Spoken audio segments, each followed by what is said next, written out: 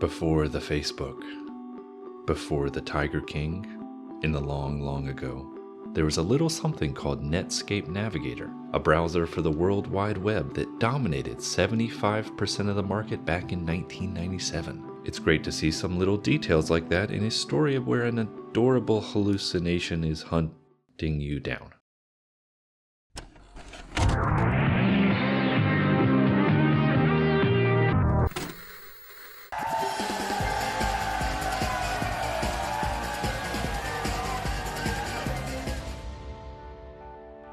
Perfect Blue is a 1997 film directed by Satoshi Kon. It is strange for a director to have this good of a career, but somehow the crazy man pulled it off. Not only swimming in a single genre, but stomping around wherever he pleased. Perfect Blue, a psychological thriller, Millennium Actress, a heartfelt ode to cinema, Tokyo Godfathers, tragic comedy where the downtrodden deserve a Christmas just like the rest of us, Paranoia Agent, the horror of our individual lives, and Paprika, the colorful brainwasher. Khan died a bit too early, but he definitely died a hero. Nobody makes 5 productions that drip off the screen like pure melted gold. But he did. Perfect Blue was originally planned as a live-action film, but due to lack of funding, it was forced into the realm of animation. But this might have been the saving grace for the film. With animation, you're free to make whatever choices you want. The creators have much more control over motion and details. Choices can be as deliberate as you want, and it is strange how good Satoshi Kon is at making interesting choices. His short but impactful career has been a big inspiration for filmmakers worldwide, showing up in homage or just being ripped off. Maybe he's being ripped off here. His unique style often revolves around non-linear narratives, multiple perspectives, and the blurring of lines between fantasy and reality. He is also very good at breaking the fourth wall. Kon just does the art good. He has an insane attention to detail and is able to create visually striking and memorable scenes that get stuck up in your brain. And Perfect Blue is no exception.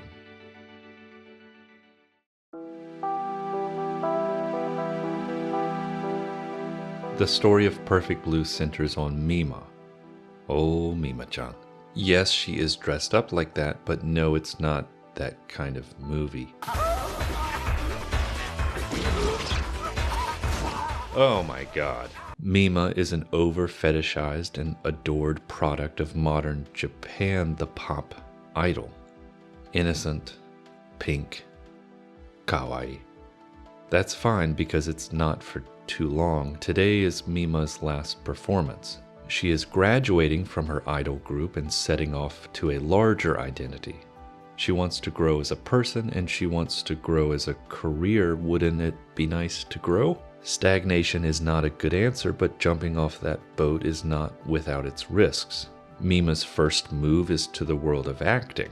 Maybe she can be known for her presence and movement and voice within art instead of the simplistic image of a pop idol, because that image does not have much depth to it. The move she is making is one of risque. She gets a chance in a psychological thriller movie, one that is extremely graphic. The job has her exploited in every conceivable direction. Maybe this is a stepping stone, but it is a big step. She is warned by her assistant Rumi that these moves, this movie, might ruin her image. And she is right, of course. It is a dangerous move. Her former idol group is continuing on without her, so that life and that persona is still sitting there in the background, a reminder of the innocence that she is leaving behind. Mima does give it her best effort, though. When it does get graphic, she understands that it is not actually happening to her, it is just acting.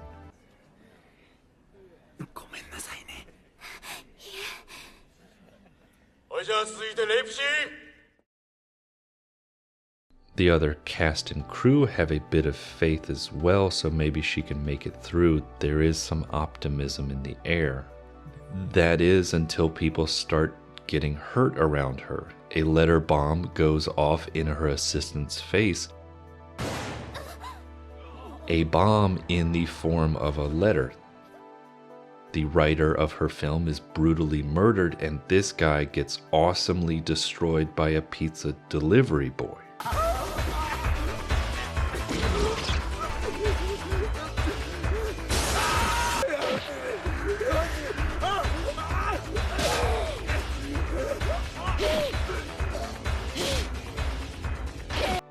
Mima is well aware that all these murders are connected to her. She is slowly becoming paranoid. Someone is clearly stalking her, but Mima is also clearly hallucinating. Days start to blend together, and Mima is haunted by the image of her former self. She is losing her mind, but how much of that is her fault?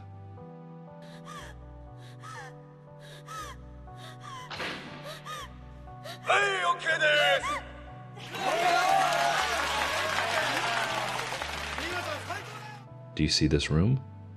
We've seen it before again and again, but it is deteriorating. The cracks are starting to show.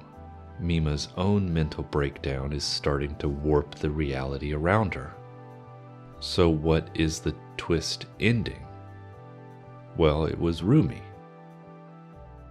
The attacks and gruesome murders surrounding Mima, the pop idol image she is being tormented by, the unbalanced stalker, all of that was her slightly disfigured and portly assistant, Rumi.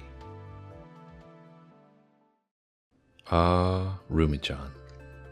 Rumi is a long-time assistant of Mima. She is a bit on the portly side and has an oddly unproportional face. She is the only one who is drawn with an oddly unproportional face. We as an audience actually connect with Rumi quite a bit. She is watching out for Mima and someone that you can find comfort in. She has Mima's best interest in mind and understands the risk that Mima is taking by the immense shift in career.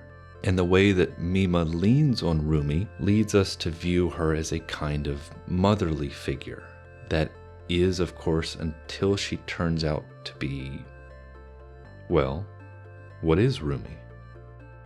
On the surface, Rumi is a lady who suffers from dissociative identity disorder, commonly known as multiple personality disorder, and she slowly murders the co-workers and prospects that are influencing her long pop idol boss because of some kind of jealousy or grief of her own.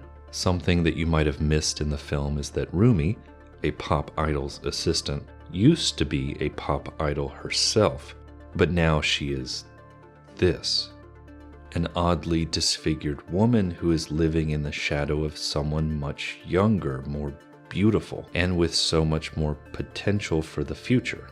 She uses Mima as a kind of escapism into her old experience, feeling the need to destroy this new version of Mima, an imposter. But that is too simple for us here. Let's think about this with an extra layer. After all, the film is set up in layers. Our hero is an actress. She's starring in a psychological thriller movie about multiple personalities. Perfect Blue is itself a psychological thriller about multiple personalities. A story within a story. But we need to zoom out one more layer. This is all just a story, remember? Take a look around you. There's probably a story going on there, and maybe there's a character that you are playing. Director Satoshi Kon commented on the film, "I think it is a problem everybody has. Male or female, famous or anonymous. I mean, there's a gap between the image people see of me and what I see in myself. Perfect Blue is about the tragedy caused by that gap becoming too large. The persona and image of Mima is being controlled, pushed and pulled by more and more people. As she separates from that image, Mima and her reality start to break down. Someone is living Mima's life, but it is not actually her." a cognitive fissure. This is Rumi. Rumi is the reluctance to change, the reluctance that others have for you to change. Mima wants a kind of metamorphosis. She wants to grow just as you want to grow. But maybe people around you do not want that for you. Maybe other people enjoy where you are, and any growth on your part only serves to highlight their own staleness. But please wait a minute. This again is too simple. Rumi is not just other people's subtle control over your image. Rumi is your subtle and subconscious control over your own image, your reluctance to change. Rumi is the social image that you have of yourself, a virtual avatar and gossip machine in your own brain. It is the mental projection of your digital self. Pressure from inside and out.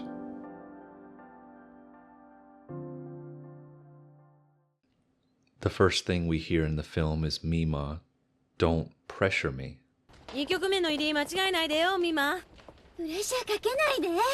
Don't pressure me to be that character, to be stuck in a costume that doesn't fit anymore.